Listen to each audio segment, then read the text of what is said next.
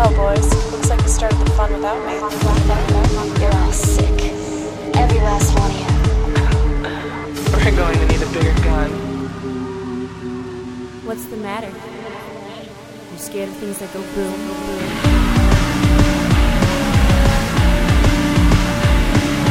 Give me one goddamn reason why I shouldn't blow your goddamn brains all over that goddamn wall.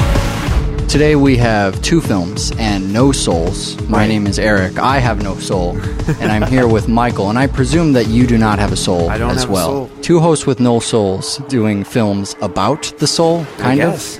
of. One film very about the soul and one film not so much. Although I'm going to say that today's feature is dubious companies offering science fiction services within the films of, unlikely genres. Wow, yeah, that's good. Also, we could cover indie films that we don't have any bearing on.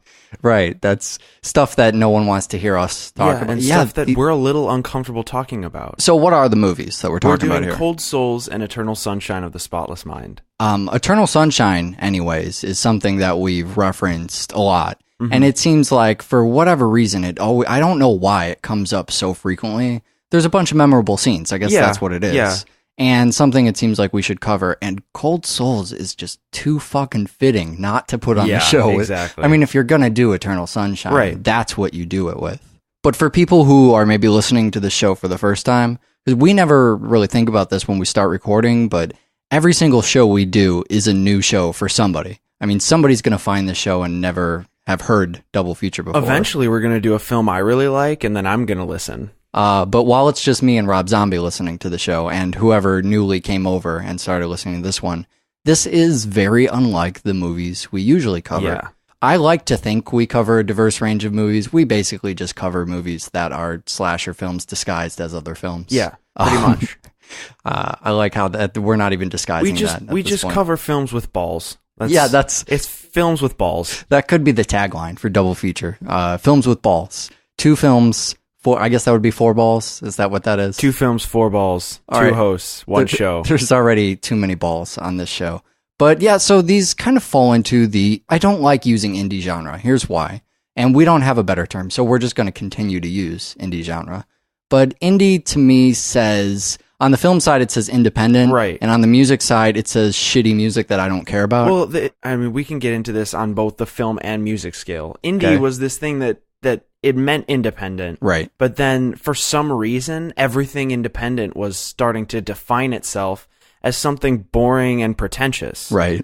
And I mean, that started in film too. Yeah. Everything was drawn with pencils, and you're supposed to think that was artistic because they were doing it for little money. But then big budget films started doing it just to kind of, I guess, get on the indie bandwagon. Yeah, right. It's about picking up culture from, there's a whole documentary kind of about this called The Merchants of Cool, which may be something I don't know why we never did that on the show, come to think of it. But the documentary is about how different firms, I think it's called trend scouting, where they basically pick up culture from teenagers and then recycle it and sell it back to them. And that's kind of what happened in film. Mm-hmm. MTV Studios is a perfect example of one of the studios that I think that was the one that was behind Napoleon Dynamite, which for me was the end of when I could care about for me it was film. either Napoleon Dynamite or Garden State. Garden State was, that was another one where they kind of looked at what was happening with independent film and they said, let's mimic that. And there's something a little disingenuous about that. Nothing disingenuous about these two movies. No, not at all. But just to kind of talk, that's the most we'll ever talk about the so-called indie genre, right? Well, there. I think that's why we're doing these films is because they stand out as more than just bullshit indie flicks. Yeah, for sure, absolutely. So if this isn't already going to be a rocky show, we're still kind of getting used to this new studio space here. This morning, I got here before you did, obviously. I locked myself out of the studio this morning. Good. I was cleaning up in here. I decided to take the trash out the back. And so this tells you the quality of the place. Where there's one of those locks with the little chain that goes on top of it.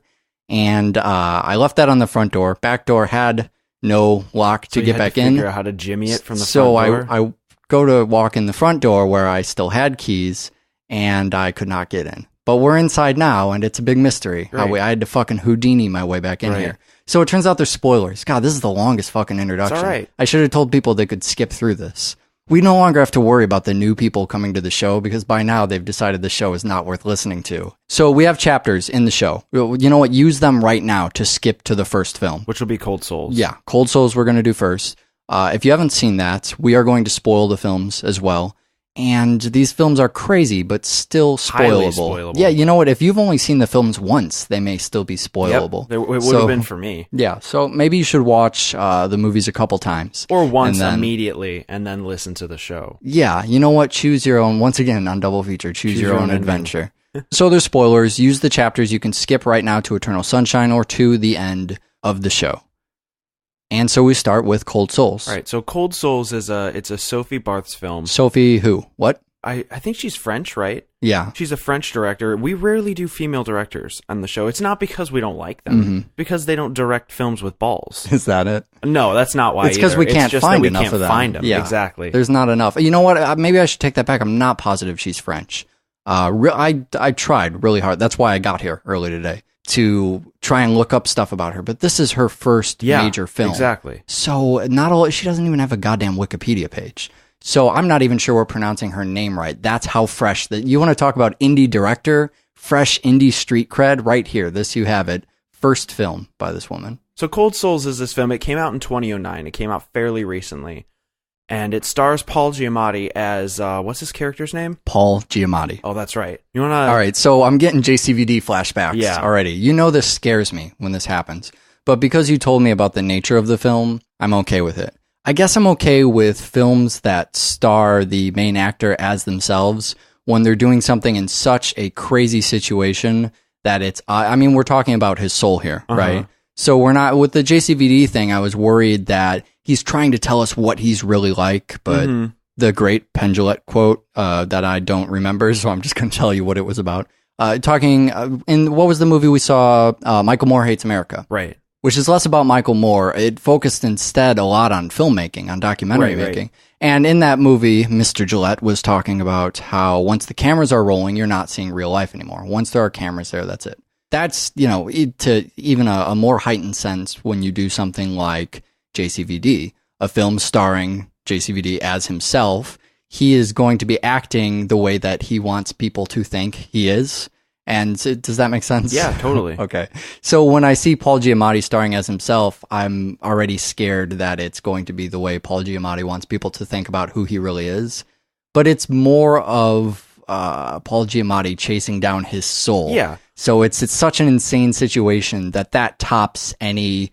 Look at me, I'm a big movie star. That's not what this is about at all. It's just kind of a fortunate thing that they get Paul Giamatti to play the role because essentially the role calls for an actor that people are familiar with but isn't famous. Right. So they would isn't Al Pacino. They would either have to fake it, get an actor to play an actor, right, or they just nail down somebody that we already can identify with, and you cut out 20 minutes of the film identifying this person as a semi-famous actor. Which you just don't have time for in a movie like this. And it does add some kind of kitsch value to it. I mean, Paul Giamatti playing himself. But the original Paul Giamatti in this case is Woody Allen. Sophie approached Paul Giamatti and told him about this dream she had in which Woody Allen was there in the dream, and it was kind of about souls, and you see the end product on screen here. But apparently, I guess they were at a festival or something. I don't have all the details in front of me. But apparently, upon telling Paul Giamatti that she wanted to do a film about this and have Paul play himself, Paul was ready to sign up on the spot right there. So he is obviously behind this, and that's what you shows. Need. Yeah, because you can also get the opposite end of that, and I think you see that a lot with movies about this kind of stardom. And we talked about it with JCVD once again, not to keep going back to that. But he was, down on his luck. He's trying to find a good role. You see all that stuff with him talking to his agent. And it just kept going through my mind. Oh, I know what would really help his film career. A movie about himself as a person. And that's not this at all. It also didn't work. Yeah. Well, he got on our show, which is all an actor can hope to do in their failing career, I guess. Absolutely true. So good job, Paul Giamatti. We haven't seen you in a while. Not Paul Giamatti. I met JCVD, but go ahead. So Cold Souls is a disguised science fiction film. It comes in bearing sci-fi teeth. Yeah. You walk in, the film starts with this really odd, heavy portrayal of Uncle Vanya. Can I pause you there? Yeah. Actually, the film starts with a René Descartes quote.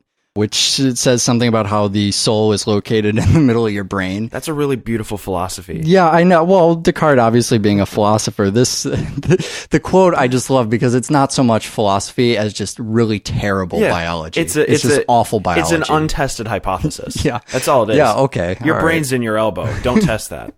All right, That's go philosophy. on. Sorry, go ahead. So it starts with this heavy-handed portrayal of Uncle Vanya, which is a Russian play. It's very famous. I mean, there's portrayals of Uncle Vanya probably monthly in Chicago. Wow, I did not know that. How do you know more about the Chicago theater scene than me? That's a Three weird. of my friends are actors. Oh, yeah, that's true. That's true. Sorry, go ahead. So yeah, Uncle Vanya is a play, and it's very Russian, as they state in the film. Very Russian, It's about a sad state of affairs, and it's about this family, and it's about this particular uncle who eventually breaks down. Mm-hmm. And Paul Giamatti's playing that role. It seems like ever since Christmas on Mars, Russian films have been trying to sneak their way into double feature somehow. Maybe eventually. Yeah. Once we have 4 hours. Yeah, right. So Paul Giamatti's portrayal is heavy, and it's trying on him as a human being. In the play, you mean? Exactly. Yeah. That's what I mean. Sorry. And so he goes home that night absolutely drained. He feels like he's too connected to the character. Right. He gets a call from his agent, and he flips open the New Yorker. Mm-hmm. And in there it says soul storage. Well, that's clearly what you need in this case, right? You need your soul separated from your body. And all the advertisement that he finds, he looks it up in the the white pages, pages, and there's like this big ad, soul getting you down, remove it. And all of it is absolute bullshit, midday TV commercials. Yeah. It's X-ray vision in the back of your comic book. That's what it is. And so he's hesitant, but eventually he goes, and it doesn't get any more scientific than too much soul, let's get it to go. Yep. And he walks in. The ad really gives you the most information you ever find out about that. So he walks in, and I would imagine that I don't want to say the president of the company, but one of the higher-ups of the company is played by David Strathairn, who we saw in Good Night and Good Luck. Thank you. Fantastic in this movie. He's great. He's such a departure from that role. That's the only other thing we've seen him in on the show. Here, he's almost got the mad scientist hair going. He's something between a bad doctor, Arrested Development, right? And then, Back to the Future's Doc Brown, mad scientist. Maybe even Tesla. Yeah, there's a little Tesla there. Yeah. But he also has this horrible spokesperson vibe. Yes, that too. It seems like he's totally behind the product, but he doesn't really care if you're into it. Nope. And Paul Giamatti sits down, nervous as hell, that he's about to get his soul removed. And the audience is begging one question. How does it work? Yeah. What does the soul do? How does the soul apply to the body? And David Strathairn goes, we don't know how the soul works. We can just take it out. Right. We can show it to you. We can disembody the soul or de-soul the body. Right. However you want to look at it.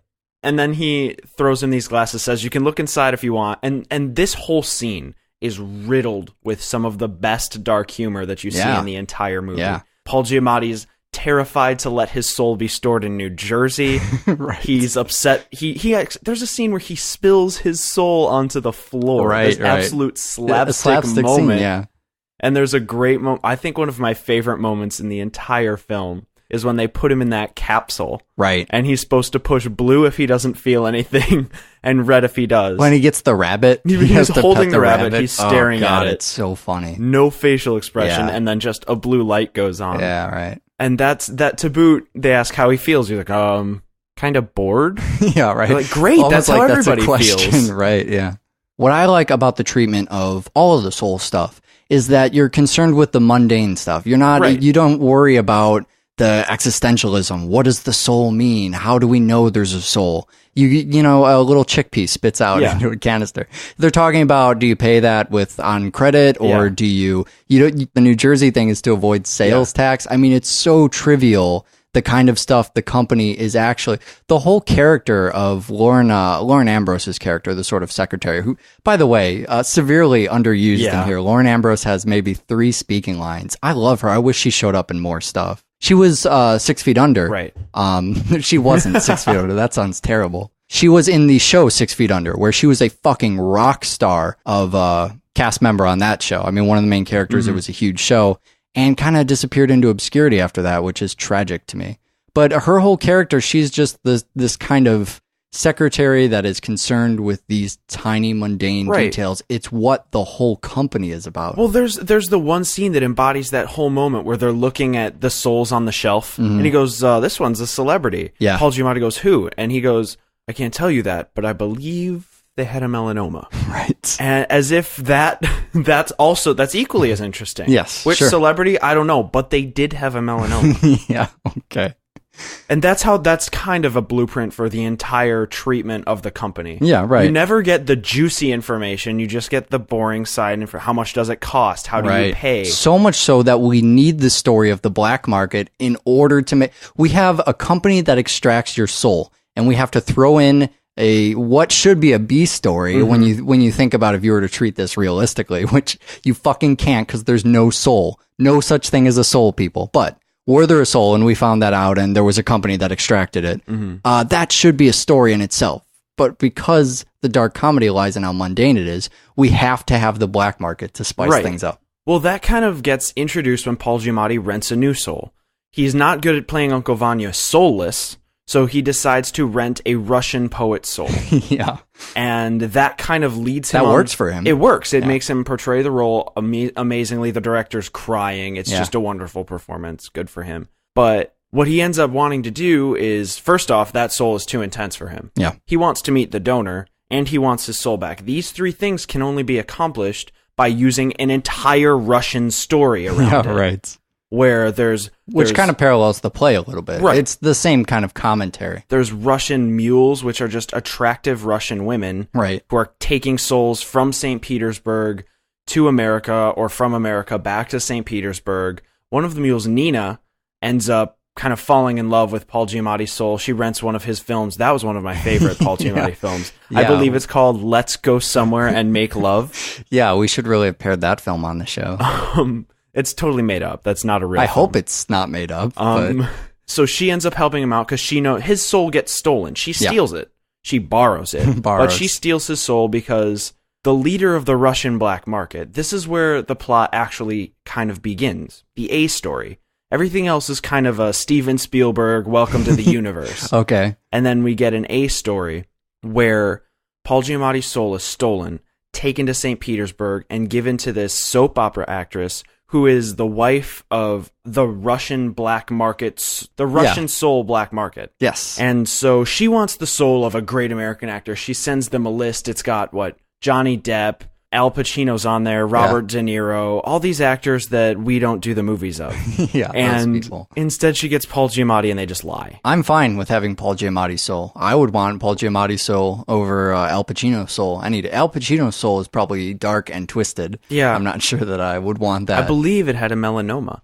But also, the thing about Paul Giamatti's soul is apparently he's not famous in Russia. No. Apparently the Russians don't know who he is, especially this soap opera actress. That's a shame. So... maybe soap operas are just big over there. They're all really excited that she has a soap opera role. So Paul and Nina kind of team up. Paul wants his soul back. Nina feels bad, and she also has this connection to him because she's got some residual Giamatti soul in her. Oh yeah, the soul left behind. The 5% of soul left behind from all this traveling back and forth, and she gains so much from everybody. But she has this connection. She really liked Paul's soul. Man, and I promised you back when we did Faster Pussycat and Mean Girls that there would be more sincerity on year 3 of Double Feature. That scene. That his encounter with Nina, that is the most sincerity and probably the wrongest of place. I mean, the perfect place for the dark humor stuff, but it's that first encounter he has with Nina, and I think they're in a hotel room. Yeah. And she is throwing him punchlines, and with every single punchline, he tears up a little bit more.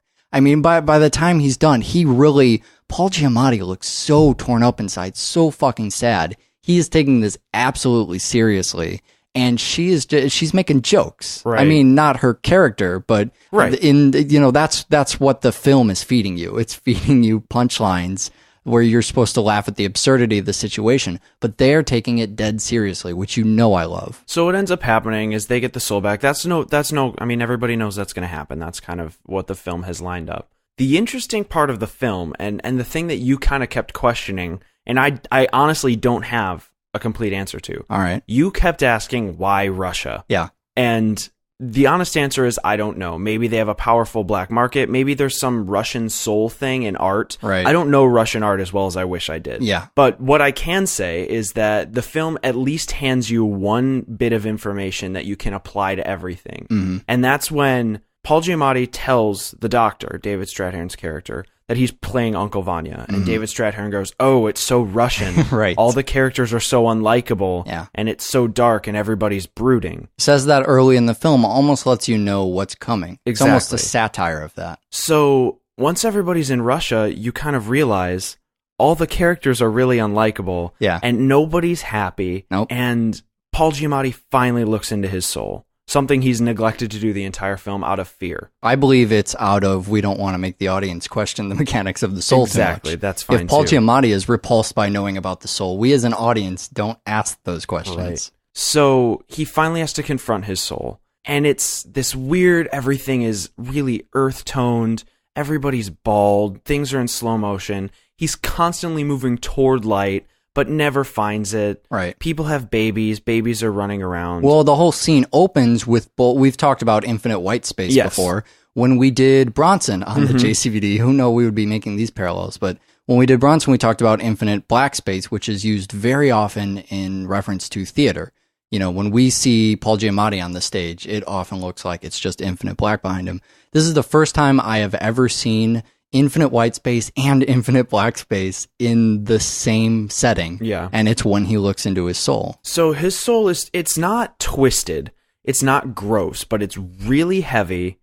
It seems depressing, but I can't really understand why it's just shot and done and treated in a very depressing manner. And very heavy, but it seems artistic. Mm-hmm. And Nina says that she loves his soul and that his soul's beautiful, but then again, Paul can't handle this Russian poet soul. Yeah. So I would venture to say that Paul Giamatti in the film has what would be considered a Russian soul, and that's why Nina's really into it, because she's Russian. Right. She gets it. And maybe he doesn't get it, and that's why he can't play Uncle Vanya, because he's too connected. Right. He's got a Russian soul. And I'm not saying, in an existential way, Paul Giamatti in another life was Russian or any bullshit like that. Yeah. All I'm This isn't saying reincarnation. all I'm saying is artistically, if you had to identify his soul along the artistic tenets of any national culture, it would be most closely relative to Russian. Yeah, it's looking at maybe not his film career, but perhaps his methodology or his kind of his style. Right. I mean, I've seen him do so many different things that I wouldn't even say he has a particular style, but it could be a commentary on his career and his style, being, like you say, more in line with some of the themes that you see in a lot of this Russian stuff. It could just be a tie-in between the Russian play and all of the Russians who are also stealing the souls.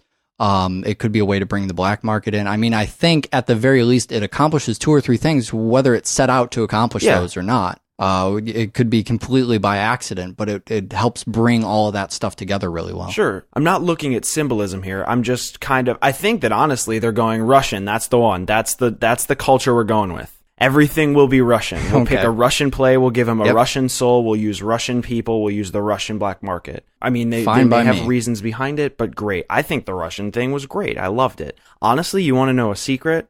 When I watched this film the first time, I didn't know it had subtitles. So a lot of the Russian stuff I didn't understand it. Oh my God.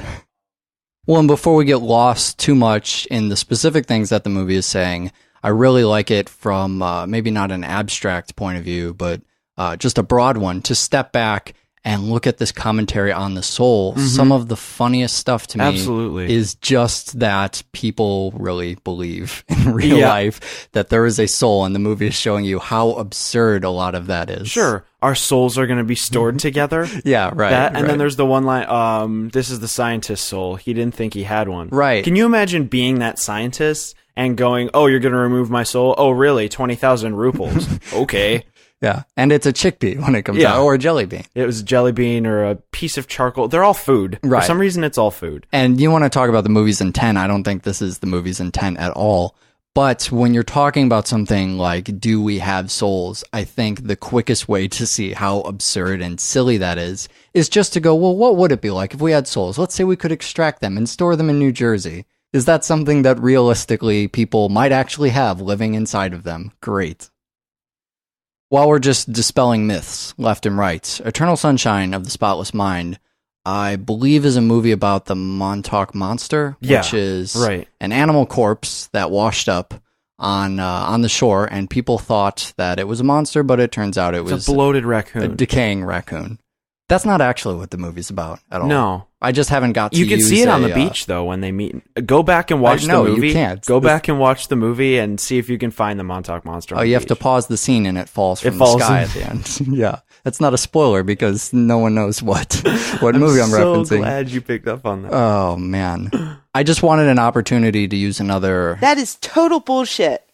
Sometimes we do entire episodes about characters. And I think if we did that here, we would probably annoy ourselves to death. Yeah. So I want to talk instead about the filmmaker, because Michel Gondry's come up on the show 1 billion times, and we've never actually talked about Michel Gondry and we've mentioned what he's done. Really quick, Be Kind, Rewind, we talked about. Science of Sleep, we talked about. I think his best stuff is in Eternal Sunshine. Yeah. And I really want to focus on some of the special effects stuff and the nonlinear storytelling. I mean, you take your pick. We got two big things to talk about. Which do you want to go into first? Why don't we just go into the nonlinear storytelling first? Even after the summer of indie films wore off on me, and I kind of became disillusioned with a lot of that stuff, the nonlinear elements of Eternal Sunshine, which were a lot newer and more fresh at the point it came out, in that Pulp Fiction era, of that post-Pulp Fiction era, I guess, of mixing up your story for little to no reason. I'm just going to throw the movie out there now, Memento, because I know I'm going to have to make some kind of connection to that at some point. But Memento was something we covered early on the show. You should probably not even listen to that episode. But way back in year one, that mixed up the story because the character had, it was kind of mixed up in his head. I won't tell anybody anything about Memento because they can just go see that. But that was the excuse they had for doing that. We've gotten to a point with today's films where they often just cut themselves up and rearrange the order because they're not doing anything else interesting. With Eternal Sunshine, they're using a nonlinear narrative. It doesn't even so much have a pattern. There's just interjections of scenes that came before the chronology of the movie really starts, with scene one. And there's stuff that comes, toward the end. And that's one of the reasons that I think you need to see it a couple times, is because when you watch it through the first time, it's still got a lot of mystery to it. I mean, that's, as much as I kind of go, well, movies that have nothing to offer and cut up their story, that's lame. I love that mystery element of trying to figure out what's going on. Yeah. And you can do that with literally any movie, no matter how boring or shitty it is. As long as you have hair color clues. Yeah, well, that's the thing. That's the clue they give you here. And you know what? It's gimmicky, but I feel like you need something. You need it. Because otherwise you have no idea. The thing that I think Eternal Sunshine does so well is it tends to do the things that in any other scenario, in a film like Juno, in a film like Garden State, I would roll my eyes at. I would gag over. Something like hair color defines where we are chronologically. Ooh. But it works perfectly. It's exact. You need that. Yeah. You can't do it without it. And I'm floored by the fact that I'm actually agreeing with a filmmaker you do need to change the color of her hair, otherwise no one's going to know what's going on. Well, it's that, and it's the pen mark on the side of Joel's head, I think, because every character kind of needs a sign, or at least the two main characters, you need to know where they are chronologically. Right. Because they're the characters that are there in all three stages. Well, especially with Joel, because a lot of what we're following is his story. The stuff with Patrick and with Clementine, that's the only, let's say, modern day chronology. A lot of what's going on has either previously happened, or I think more commonly is in Joel's head. So we need to know where Joel's at. We need to have the ridiculous pajamas that he bought and the marker on the side of his head, or we have no idea how to line things up. So if I feel really stupid explaining this because a lot of people have seen this movie 100 times and now it's so obvious. But if you just saw the movie for the first time, or second time, this was my second time seeing the film. I do think you kind of need some of that stuff pointed out to you. Maybe not. I don't know. If you don't, the film won't do it for you. You know what else the special effects hair dye is really great for? Is offsetting your gloom and doom lame gothiness. Yeah. So they make fun of the hair colors. I think my hair color was atomic pink, although I like the phrasing of cotton candy pink better, but I'm pretty sure I ended up using atomic because it was brighter. Anyways, once upon a time, too much black gothiness going on, so I dyed different spots of my hair bright, obnoxious pink. And in doing this, I met these people like Clementine, who had noticed that I had pink hair and who also dyed their hair crazy colors. And Clementine is a perfect portrayal of one of these crazy teenage kids who, the stupid quote she uses, right? Apply, or the thing from the tape, I think it is. Right. Applying her personality in a paste. But yeah, I glossed over the characters for being kind of obnoxious, but I think they're pretty accurate too. I know a lot of people who are like that. I don't think these are completely fictitious characters just made up to be obnoxious. I think a lot of people who saw this movie when it came out, I knew people who saw this movie and identified with characters like that. I think there's a time in everybody's life where they can identify with some of that stuff. Yeah, I think that's the one thing about the characters that I don't like. It's not the characters themselves, it's that the characters are to be taken seriously. I think the thing I don't like is that I used to identify with some of those characters. Well, I now look like Mark Ruffalo, apparently. The thing that's kind of impressive about the film is that even though I'm kind of annoyed by every character, and I don't identify with them, I acknowledge that those obnoxious characters are completely necessary for this film to go. Right. This film couldn't work if the characters were all people that I would consider normal. If this film were more full of Cold Souls characters, this film couldn't be a Michel Gondry film. Michel Gondry kind of represents a certain subculture that I'm not a part of. It's unapologetic creative music videos. Exactly. That's what Michel Gondry does. And there's a place for that. Yeah, and if you can find the story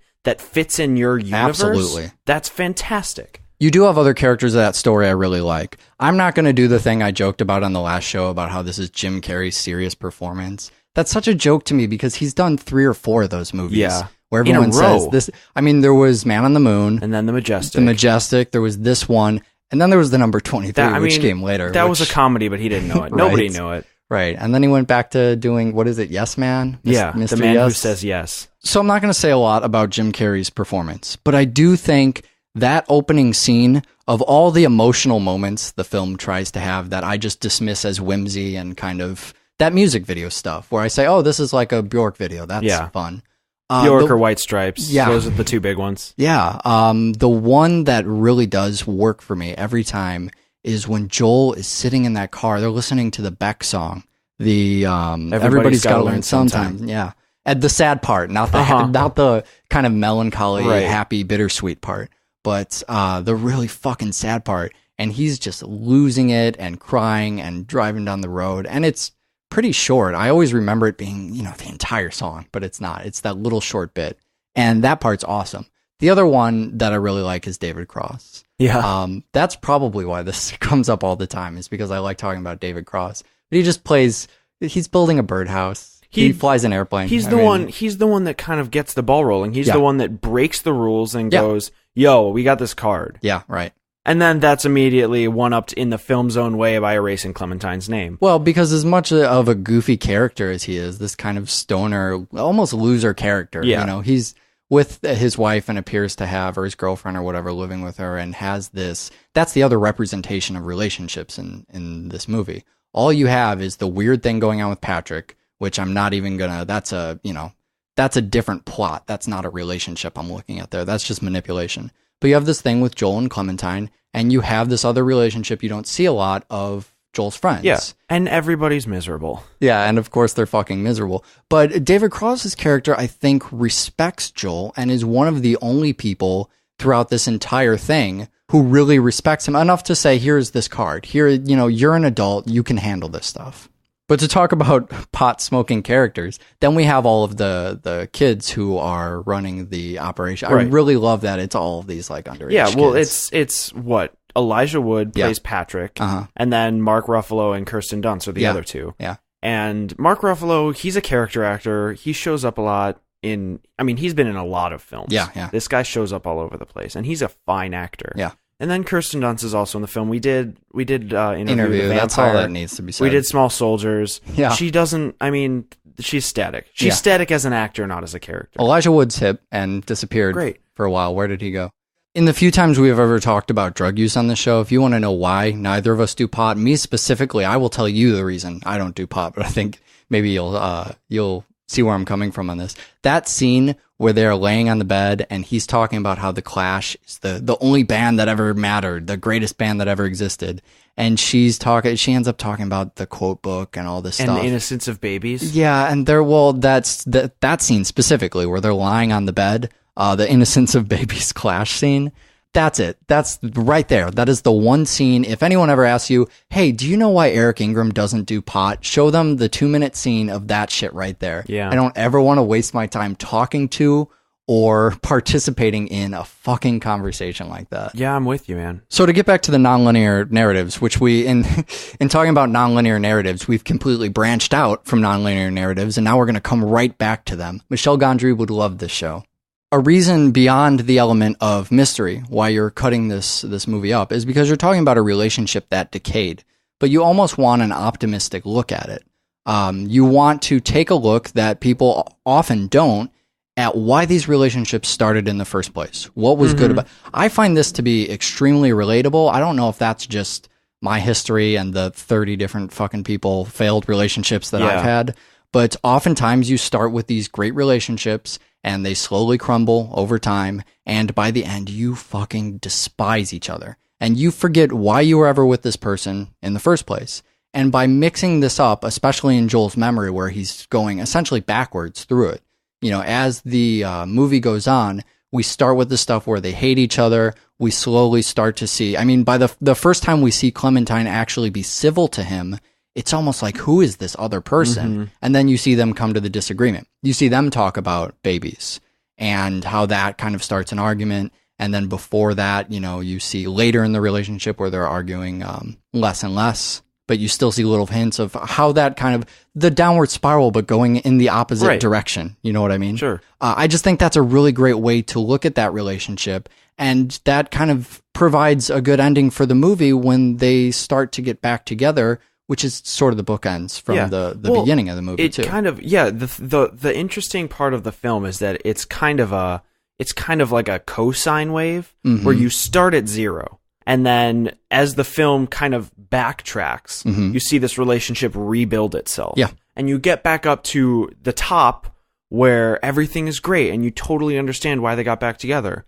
And then they get back together and you know it's just going to go back down. Right. It's going to go back downhill. And I mean, if you're going to tell a relationship story and you don't want it to have if you're going to tell a true relationship story, not a bullshit Meg Ryan relationship story. Well, not the relationship story you see in every stupid romantic nonsense film. And you don't want to end it in a miserable, all relationships end in disaster. The best way to do that is tell it backwards, start it over, but don't show the end again. Yeah, beautiful. It's beautiful. I mean, it's the best execution of something like this. But it's not, they're not lying to the audience about it. It's not this happy ignorance thing. You know, that's why I love that little exchange of dialogue at the very end when they get their tapes back. We could have done the whole show just talking about the legality of getting the tapes back, which seems like something we would usually talk about. But after that scene, they're listening to their tapes. You know, they're in Joel's apartment at that point, and they're arguing. And she says to him, you know, you're just going to hate me, and I'm just going to, what'd she say? I'm going to end up being bored and feel trapped. Because that's what I do? Yeah, I get fucking bored and trapped. I know exactly what she's talking about there. And he says to her, okay, that's fine. Yeah. And if you're going to find a message in this film, if I want to find a message in this film, that's the fucking one I want to find. He acknowledges that not all of his relationships are going to work. This one might be doomed to failure, but this isn't about the end outcome. It's about the day by day and enjoying the experience that he has as, you know, he has those experiences. The ones that he just went through in his mind as it was wiped, there was good stuff in there. And if he can get good experiences out of life, that's worth it, even if he doesn't end up growing old and dying with the person. Well, exactly. He sees going backwards, he can finally accept without being bitter and callous. Yeah, right. What everybody eventually accepts maybe 5 months after dumping somebody or being dumped. Maybe that wasn't so bad. Yeah. You know, you start forgetting all the bad stuff and you realize, you know, even though it ends in a supernova of a romantic catastrophe, it's worth it. Yeah, you know, there was an alternate ending to this. That I'm pretty sure they never filmed. You know what? They might have filmed it, actually. I don't remember if I've seen the alternate ending or just heard about it. But I think it would have worked for the film just as well, although apparently they thought it was too much of a downer. But over the credits, they were just going to replay them falling in love, having conflicts, and then erasing their memories, and doing that over and over until they die. And that polarizes a lot of people. I've heard a lot of people talk about how that makes the movie completely different. But I think that's the exact same movie. I think that's the fucking message of the film. That's Absolutely. what we just talked about. It's enjoying the experiences you have in your life rather than trying to build to something grand, which you may never achieve, all the while passing up these experiences. Exactly. For sure. You know, that stupid fucking cliche quote, that indie hipster quote about how life is what happens while you're making plans. Yeah. That's what the movie's saying. And something about babies and childhood, apparently, is also what the movie is saying. Yeah, there's a Michel Gondry's got this thing where he likes to make people small. And I don't understand it, and it's something that he does artistically. He does it a lot in Science of Sleep. Mm-hmm. There's elements of it in Be Kind, Rewind, as you've imparted on me. I haven't seen that film. No, you haven't. But way to pretend that you have. Well, I was going to pretend. And I like how you copped to it. That was good. Yes. I need to be honest here. There is a childhood curiosity in that film. It's true. And I think that Michel Gondry just kind of has this thing where he likes to tie characters to their childhood. He likes to bring adulthood and childhood into a kind of an eclipse. I love that stuff. I have a reason for that. His reason might be more stupid and French. Freudian and whatever. It's French. But I'm sure a lot of people in interpreting and analyzing this film will give you a dumb Freudian reason. I think it's as simple as the childhood curiosity and creativity that a lot of people do lose as adults. It's why Robert Rodriguez's children write his films, Mm-hmm. you know? I've heard him talk about that all the time, about trying to, you hear a lot of directors talk about that, how their kids at heart, really not even at heart, but just in their day-to-day lives, how they never grew up. And some of the most creative filmmakers view themselves as children. Michel Gondry's films look like the films that a kid might have created. Stuff that I'm sure he's been creating since he was a kid, especially the kind of effects he's using, where it's all creative props and the maneuvering of the stuff in this movie, like the different sets, the way they play with lighting during the scene. You know, usually you set up lights on a scene and you shoot the scene and that's that. But he'll shut off lights in the background. There's that great scene when Joel walks out of the bookstore and into the apartment, which I'm pretty sure, if this isn't the way they're doing it, the way they could do it is the same way we saw in Confessions of a Dangerous Mind, where you just build the two sets. And it just seems like something that wouldn't exist there. But that helps you tell the story without just using some kind of transitional gimmick. All of these are effects, the kind of things that as you grow into adulthood, maybe you start to tell yourself you can't do something like that. And when you're a kid, because you don't know, you know, the ceiling of possibilities, you don't tell yourself that's fucking impossible. You just say, well, he's in a shower and now he's on a boat and now he's on a horse. Another piece of the visual component of the film is using the single light in the dark rooms. It's almost like, it looks like a flashlight. It looks like what we see in a lot of these handycam adventures. Yeah, well, it's the REC type of one light on the camera in the. It's a really interesting horror movie element that instead of making it scary, it just kind of makes it urgent and a little dreamlike. As if this is sort of a nightmare for him, but this isn't a nightmare film. We see that with people's faces too. I like when he's trying to turn Patrick around and he has no fucking face. Or there's one scene, I think, where they're kind of stumbling around Lacuna, the Lacuna building, where they turn to look at Patrick and his eyes are fucked up. They're upside down or something. It's really freaky, but the music and the tone isn't that of a nightmare. It's just telling you that Joel himself is kind of having a nightmare here. Right. The falling car, I know I've mentioned before, because that is one of the times that I almost feel like it's a scare shot. I've kind of become immune to those now because we see them all the time in movies we talk about. But when that car just falls from the sky for no reason, and it's scarier than it might be in a horror film because you don't expect something like that. And that's the beginning of when the entire world starts to crumble, when the labels just start to disappear from things. Things disappear a lot in the movie themselves, whether they're wiped out, like when they're in the subway and that stuff is kind of digital. Or the one I really like is when Joel's holding the Chinese food, the camera pans away, it pans back to him, and he's not holding the food.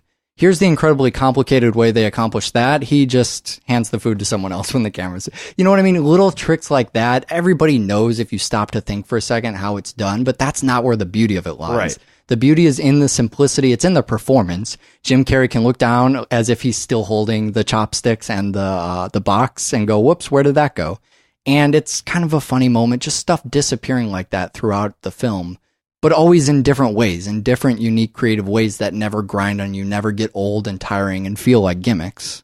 Gimmicks like, I don't know, soft focus. I mean, that's what a lazy filmmaker does, right? We could be talking about every time Joel goes into dream mode to help you, and that would be the excuse they use too, wouldn't it? Oh, to help you differentiate the dream world from the regular world so you can piece it together. Yeah. We've given you soft focus. But they give you hair color. That's fucking boring. Yeah, I would much rather have hair color to help you out there. They fuck with the lights and stuff inside the dream world just in kind of fuzzing them out, but they don't soft focus and ruin the quality of the entire frame in order to do that. So choices like that really help make it a unique film, and the whole fucking reason we're talking about it today. One other unique thing that the film did that we didn't really touch on was the viral advertising, which at the time, I mean, this was back when viral advertising was still something unique, still something creative that people... Now, every movie has some kind of viral website or viral something.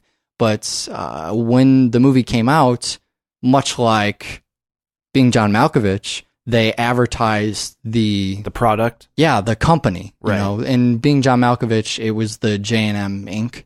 And the technology that was behind that. Rather than advertising the movie, you see an ad for Lacuna can wipe your memory of these people, you know, who you were with, of these horrible experiences you had. Half price off Valentine's Day sale or New Year's sale or whatever it was. And people would get interested in that and they would go to the website, or really often in the early viral stuff, they wouldn't even have websites. It would be a phone number you could call. I mean, you remember that from, what was that, The Lost Experience, right? That was doing that. There was a lot of that with the Nine Inch Nails ARG, the Year Zero stuff, where you would call a phone number and it would tell you stuff. You could hack into voicemails, and that would kind of get you attached to the film. It's just this really weird new kind of method of promoting that also got people, the right people too, the people who would like to deconstruct a movie that doesn't feed it to them in a linear fashion. They want to figure out the clues and piece things together. The advertising would have them doing that before they even got to the film. Just really creative stuff. It's kind of sad that everyone's doing that now. It cheapens it a little bit, but still really great at the time. All right, well, I'm indied out, so we got this website that you can go to, doublefeatureshow.com. You could send us an email. Should they email us anything, or is this just a no homework week? If I get one fucking email about eagle versus shark, is that what that goddamn thing is? I swear to you, I will hunt you down and unsubscribe from your iTunes. I don't know. As long as they're not emailing us about Napoleon Dynamite, I don't care what they email us about. All right, great. Just send us some emails. Enjoy your weekend. doublefeatureshow@gmail.com. We've got a Facebook. You can leave us a review on iTunes. As many stars or thumbs, or I don't know how iTunes works. I think it's stars. If you can write us in a little, not a Podmanity review. Jesus, the Podmanity reviews will not stop. Where's the Podmanity? I don't know where it is. It's in our listenership, apparently. Yeah, leave us a little review thing on iTunes. One other thing, if you didn't catch it back when we did Tremors in the Fog, the show on that, we do finally have a plan for the donations. Yeah.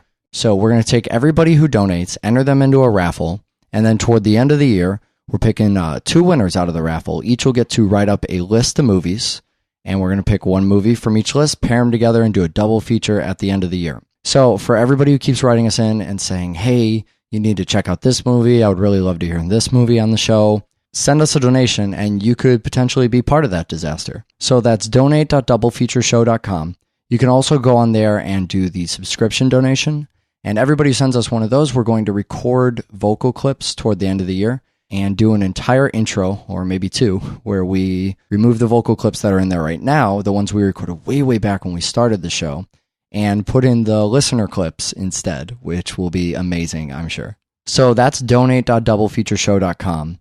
Next week on the show, we're doing something you and I have been waiting for fucking ever. Yeah. 2 movies, The Expendables and Machete, both of which are currently in theaters. So we'll get to do some really hokey, we just went out to the movies kind of episode. It will also be awesome. Great, watch more fucking film. All right, bye. Buddy. I mean, somebody's going to find the show and never have heard Double Feature before. Eventually, we're going to do a film I really like, and then I'm going to listen. But while it's just me and Rob Zombie listening to the show, and whoever newly came over and started listening to this one, this is very unlike the movies we usually cover. Yeah. I like to think we cover a diverse range of movies. We basically just cover movies that are slasher films disguised as other films. Yeah, pretty much. I like how that we're not even disguising that. We just cover films with balls. It's films with balls. That could be the tagline for Double Feature. Films with balls. 2 films I guess that would be 4 balls. Is that what that is? 2 films, 4 balls, All 2 right. hosts, 1 show. There's already too many balls on this show. But yeah, so these kind of fall into the, I don't like using indie genre. Here's why. And we don't have a better term, so we're just going to continue to use indie genre. But indie to me says, on the film side, it says independent. Right. And on the music side, it says shitty music that I don't care about. Well, I mean, we can get into this on both the film and music scale. Indie was this thing that it meant independent. Right. But then for some reason, everything independent was starting to define itself as something boring and pretentious. Right. And I mean, that started in film too. Yeah. Everything was drawn with pencils, and you're supposed to think that was artistic because they were doing it for little money. But then big budget films started doing it. Just to kind of, I guess, get on the indie bandwagon. Yeah, right. It's about picking up culture from, there's a whole documentary kind of about this called The Merchants of Cool, which may be something I don't know why we never did that on the show, come to think of it. But, Well, boys, looks like you started the fun without me. You're all sick. Every last one of you. We're going to need a bigger gun. What's the matter? You scared of things that go boom, boom?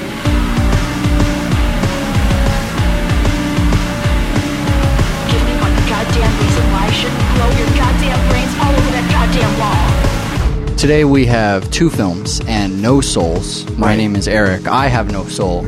And I'm here with Michael. And I presume that you do not have a soul I don't as have a well. soul. 2 hosts with no souls doing films about the soul, kind of. One film very about the soul, and one film not so much. Although I'm going to say that today's feature is dubious companies offering science fiction services within the films of, unlikely genres. Wow, yeah, that's good. Also, we could cover indie films that we don't have any bearing on.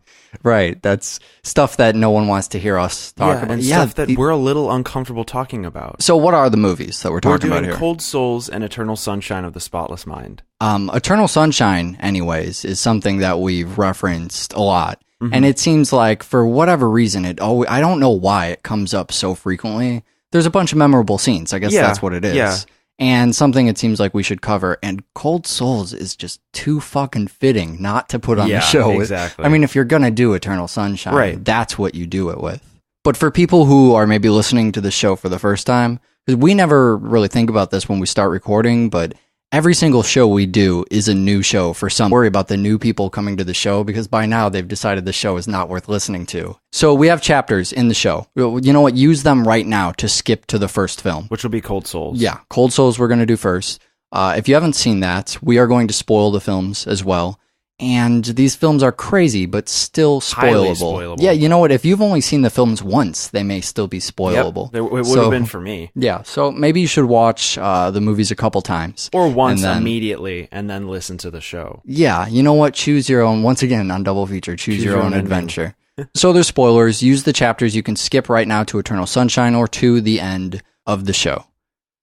And so we start with Cold Souls. Right. So Cold Souls is it's a Sophie Barth's film. Sophie who? What? I think she's French, right? Yeah. She's a French director. We rarely do female directors on the show. It's not because we don't like them. Because they don't direct films with balls. Is that it? No, that's not why. It's because we can't find enough of them. Find them. Yeah. Exactly. There's not enough. You know what? Maybe I should take that back. I'm not positive she's French. I tried really hard. That's why I got here early today, to try and look up stuff about her, but this is her first major film. Exactly. So she doesn't even have a goddamn Wikipedia page.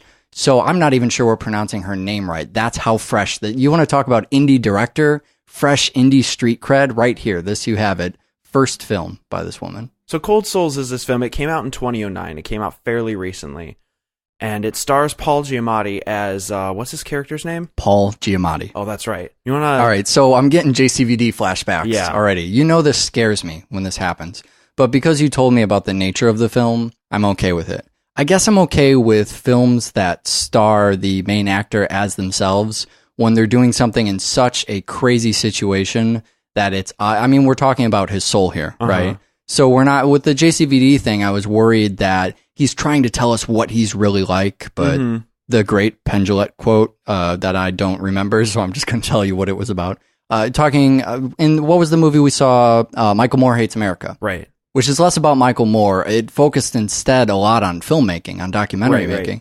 And in that movie, Mr. Gillette was talking about how once the cameras are rolling, you're not seeing real life anymore. Once there are cameras there, that's it. That's, to even a more heightened sense when you do something like JCVD, a film starring JCVD as himself. He is going to be acting the way that he wants people to think he is. And does that make sense? Yeah, totally. Okay. So when I see Paul Giamatti starring as himself, I'm already scared that it's going to be the way Paul Giamatti wants people to think about who he really is. But it's more of Paul Giamatti chasing down his soul. Yeah. So it's such an insane situation that tops any, look at me, I'm a big movie star. That's not what this is about at all. It's just kind of a fortunate thing that they get Paul Giamatti to play the role, because essentially the role calls for an actor that people are familiar with but isn't famous. Right. So they would Al Pacino. They would either have to fake it, get an actor to play an actor, right, or they just nail down somebody that we already can identify with, and you cut out. The documentary is about how different firms, I think it's called trend scouting, where they basically pick up culture from teenagers and then recycle it and sell it back to them. And that's kind of what happened in film. MTV Studios is a perfect example of one of the studios that I think that was the one that was behind Napoleon Dynamite, which for me was the end of when I could care about for me it was film. either Napoleon Dynamite or Garden State. Garden State was, that was another one where they kind of looked at what was happening with independent film and they said, let's mimic that. And there's something a little disingenuous about that. Nothing disingenuous about these two movies. No, not at all. But just to kind of talk, that's the most we'll ever talk about the so-called indie genre, right? Well, there. I think that's why we're doing these films, is because they stand out as more than just bullshit indie flicks. Yeah, for sure, absolutely. So if this isn't already going to be a rocky show, we're still kind of getting used to this new studio space here.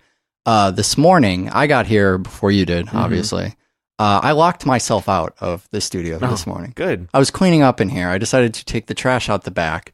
And so this tells you the quality of the place. Where there's one of those locks with the little chain that goes on top of it. And I left that on the front door. Back door had no lock to get back in. Figure out how to jimmy it from the front door. So I go to walk in the front door where I still had keys, and I could not get in. But we're inside now, and it's a big mystery. I had to fucking Houdini my way back in here. So it turns out there's spoilers. God, this is the longest fucking introduction. It's all right. I should have told people they could skip through this. We no longer have to